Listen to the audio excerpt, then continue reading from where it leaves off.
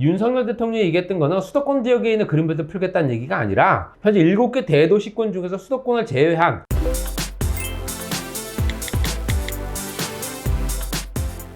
안녕하십니까. 강남 부동산 투자 길잡이 현재 박PD의 부동산 매거진 운영하고 있는 박영신 소장입니다. 이번 주제는 총선과 또 연결된 부분도 있을 것 같기도 하고요. 뭐 정치색을 띄고자 말씀드리는 부분은 아니기 때문에 부동산 자체만 가지고 이제 말씀을 드릴 거고요. 윤석열 대통령이 이제 민생 토론을 계속 이제 지역적으로 옮겨 다니면서 하고 계신데, 지난 울산에 가서 민생 토론했을 경우에 그때 이제 공약을 발표한 게 있습니다. 그린벨트를 해제하겠다라는 내용이었습니다. 그린벨트에 관련된 내용을 좀 말씀드려보면, 그린벨트는 이제 1971년도에 박정희 정권 때 만들어진 거고요. 실질적으로 현재 1977년도까지 총 8차례에 걸쳐서 그때 지정된 면적이 얼마냐면요, 53억 9,700평방미터. 이거 평으로 환산하니까 16억 3천만 평 정도 됩니다. 실제 국토의 한 5.4% 정도 된다 보시면 될 것 같고요. 이거는 왜 만들었냐면, 무분별한 도심 팽창을 막고 실제적인 녹지 환경을 보존하기 위해서 실제적으로 정한 개발 제한 구역이다 라는 겁니다.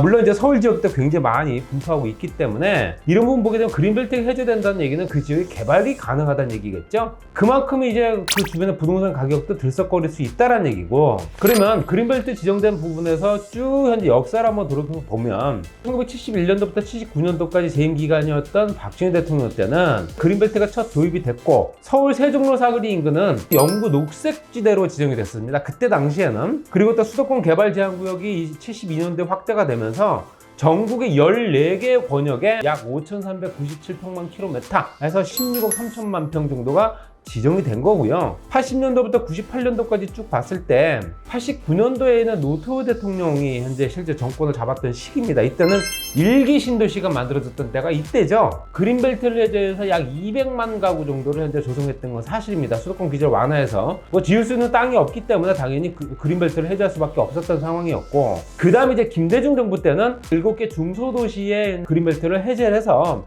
또 수도권 광역시 일부도 해제했고요. 그 다음에 노무현 정부 때는 우리가 잘 알고 계시는 은평 뉴타운이라든가 미래 신도시, 그 다음에 2기 신도시, 이런 것들이 대부분 다 그린벨트를 해제한 후에 그 지역에 조성이 된 겁니다. 그 다음에 이제 이명박 정부죠. 이명박 정부를 딱 떠올리면 생각하는 게 뭐가 있습니까? 4대강, 그 다음에 보금자리 주택입니다. 보금자리 주택 같은 경우는 강남구에 입지를 했기 때문에 굉장히 분양성이라든가 사업성들이 굉장히 좋았던 걸로 기억을 하고요. 한 7,000세대 정도를 조성했던 건 사실이고, 이 토지들이 대부분 다 그린벨트를 해제를 해서 택지 사업을 조성을 했다.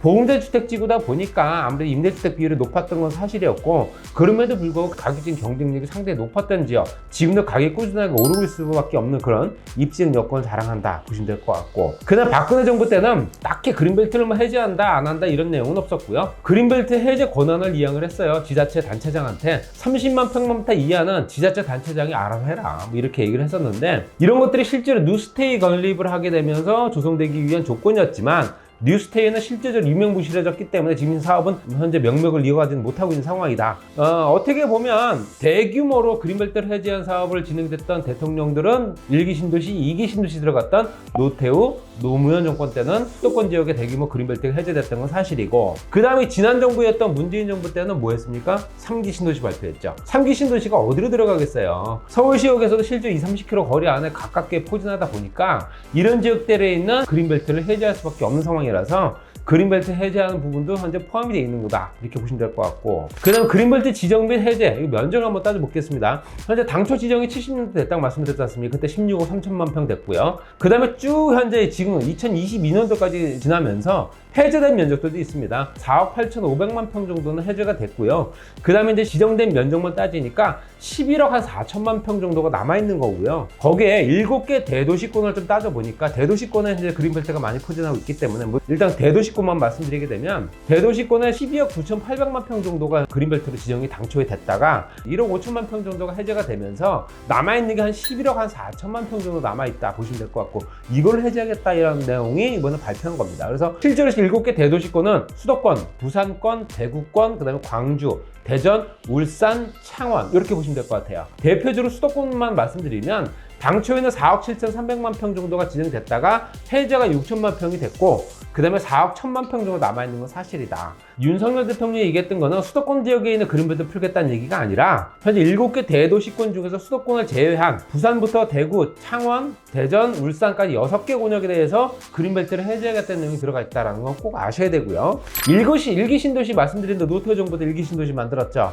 이게 주택 200만 가구를 만들기 위해서 필요했던 땅들이 있습니다. 그게 분당, 일산, 평촌, 준동, 상번 지역에 대규모 아파트가 조성되기 위해서 그 지역의 일기 신도시 개발을 위한 그린벨트 해제가 대거 이루어졌고, 2기 신도시 같은 경우는 은평 뉴타운이라든가 위례 신도시가 대표적인 사례고요. 은평 뉴타운 같은 경우는 은평구 진관내동, 외동, 그다음 구파발동 요 일대에 한 14,000가구 정도가 현재 조성이 됐습니다. 그리고 위례 신도시 같은 경우는 현재 42,000가구 조성 사업이 현재 마무리가 되고 있는 상태고, 그렇기 때문에 당연히 이런 것들이 다 그 지역에 있는 그린벨트나 군부대 이런 것들을 이전을 하면서 만들어진 땅들, 그 땅들을 택지 조성 사업을 했다라는 얘기고, 이명박 정권 때는 강남 서초 보험자주택 사업지가 지정되면서 약 7,000가구 정도가 조성이 된 건 맞습니다. 그래서 여기에는 강남구, 서초구, 내곡동에 위치하다 보니까 지리적인 입지 여건이 상당히 좋아요. 그렇다 보니까 가격 경쟁력도 상당히 우월했고, 그때 당시에는 조금 사업 속도가 미진했으나 지금 기준을 보게 되면 그래도 분양받은 사람들이나 그 주변에 물건을 갖고 계신 분들이 그래도 선택은 잘했다라는 생각을 많이 하실 거다, 이렇게 말씀드릴 거고, 이명박 정권 때는 현재 수도권의 지역뿐만 아니라 주택 공급 정책을 발표했던 내용이 한 32만 가구 정도였는데 보금자리 주택지구 지정된 거 외에는 사업 속도가 난 게 없습니다. 그렇다 보니까 당연히 3기 신도시가 나올 수밖에 없었던 거고, 3기 신도시가 진행되는 부분 지역을 보게 되면 가장 뜨거운 지역이죠. 지금 현재 인천 계양, 부천 대장, 고양 창릉, 안산 장상, 그다음에 과천, 하남, 남양주 왕숙, 이런 지역들이 현재 사전 청약이 1차, 2차, 3차까지 꾸준하게 진행되고 있으면서 2030년도 정도 기점으로 봤을 때 입주까지 완료되는 거로 현재 지금 사업 속도가 빠르게 진행되고 있다라고 보여지면 될 것 같고요. 택지 조성 사업을 할 수 있는 조건들, 특히 택지 개발 사업을 해서 대규모 인구 유입을 할 수 있는 요건들은 그린벨트 해제하지 않고는 가용 토지가 없다라는 결론입니다. 어떤 정부가 됐든 간에 그린벨트는 손을 댈 수밖에 없었다라는 얘기가 반드시 필요한 거고요. 전국 그린벨트 현재 분포가 말씀드린 대로 11억 4천만 평 정도가 현재 남아있다. 7개 대도시권에 해당되는 계획이고요. 수도권과 대전, 광주, 창원, 대구, 울산, 부산 이렇게 되는 거고, 서울 지역에도 현재 그린벨트가 많은 거 알고 계시죠? 25개 자치구 중에서 그린벨트 분포가 가장 높은 지역이 어디냐? 서울은 서울 전체 면적이 현재 1억 8천만 평 되는데 그 중에 25%가 다 그린벨트입니다. 현재 그린벨트 분포가 가장 많은 지역이 어디다? 서초구입니다. 그 다음이 강서구요. 서초구가 실제 우면산자락을 끼고 있다 보니까 그 지역들이 대부분 다 그린벨트입니다. 당연히 서울 지역에도 그린벨트 많이 포함하고 있지만, 당연히 이번 정책에는 수도권뿐만 아니라 서울 지역에 있는 그린벨트를 해제하겠다는 내용은 안 들어가 있기 때문에 이건 참고사항으로 제가 말씀드린 거고, 그러면 전국의 그린벨트 규제가 완화되는 지역이 어디냐? 다시 한번 말씀드릴게요. 울산, 창원, 부산, 대전, 대구, 광주 이렇게 비수도권 6개 권역이고요. 그린벨트가 해제될 가능성이 가장 높은 지역이 어딜까라고 예상하는 예측 통계가 있습니다. 그 지역은 무조건 그린벨트가 해제될 거다라고 유력한 지역이 대전, 충북의 청주, 그 다음에 충남의 천안, 홍성, 내포 신도시 일부, 그 다음에 전라 지역에서는 광주가 들어갈 테고요. 전북에는 익산, 그 다음에 완주, 그 다음에 이제 전남에는 고흥, 경북에는 안동, 그 다음에 경주에는 울진, 대구. 요 정도가 됩니다. 이건 예측이기 때문에 달라질 수는 있습니다. 그렇지만 이 정도가 될 거다라고 얘기하는 게, 이 주변에는 실질적으로 핵심 부품 사업이라든가 수소차, 우주발사체, 바이오의학 이런 것들이 많이 연결된 지역이거든요. 당연히 인구가 몰릴 수 있는 지역에 택지 조성을 해야 사업성도 나올 테고 입지율도 떨어지지 않을 테기 때문에 이미 그 주변에 어떤 관련된 사업이든 간에 연결된 사업들이 존재한다면 더 활성화시킬 테죠.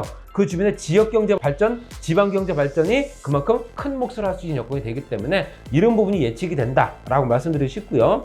실제적으로 이건 20년 만에 해제 기준을 완화하는 거고요. 짜투리 농지도 해제하겠다. 상위 등급의 환경평가 지역도 해제하겠다. 1, 2등급이 대부분이거든요. 원칙적으로 개발이 안 되는 지역입니다. 도전 가치가 높은 토지이기 때문에 손을 못 대는 거죠. 이게 1, 2등급이 전체 그린벨트의 82.2%를 차지합니다. 근데 이번 발표에서는 상위 등급 환경평가 지역 해제, 1, 2등급 그린벨트도 해제할 수 있게 만들어주겠다라는 얘기이기 때문에 그만큼 가용 토지가 넓어지고 굉장히 획기적인 거죠.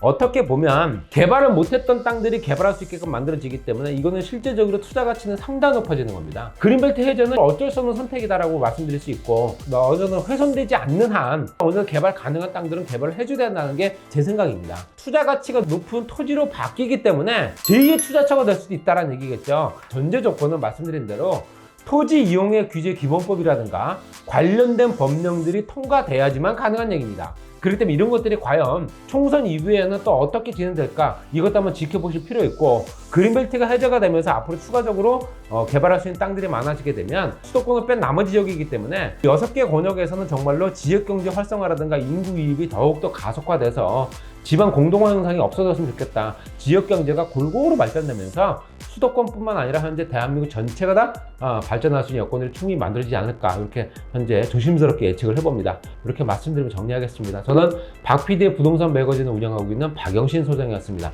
구독, 좋아요, 알람 이것을 신청 꼭 좀 부탁드리겠습니다. 다음 시간에 뵙겠습니다.